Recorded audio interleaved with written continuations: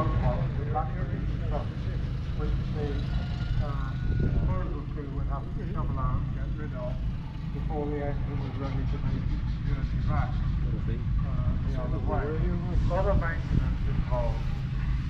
Where the fire actually burns, the fire is normally carried on fire bars, which is just like a grate in your old-fashioned open fire at home or whatever, log burner. Usually made up of a series of bars which are resting on a ledge, front and back. And as the fire burns, the ash drops through and is held in the ash pan underneath. Now, some of the engines, as you see them going, if the damper door on the front of the ash pan is open, you'll see the glow from the fire and the ash dropping down.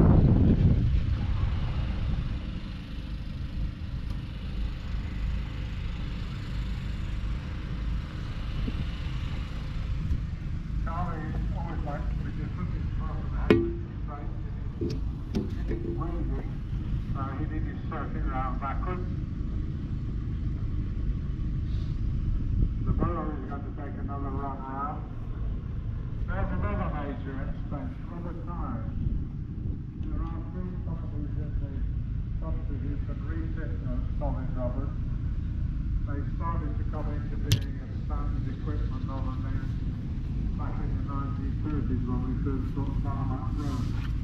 And originally they would have been pressed on rubber bands.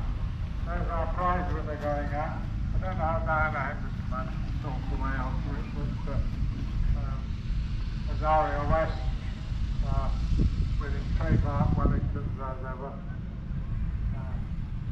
Very, very, very thrilled to receive his Philip Morgan trophy. He was very surprised.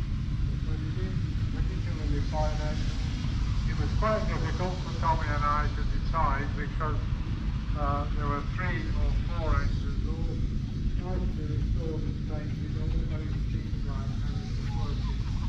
And we just felt that we both particularly liked that engine. So it was a case of our choice really.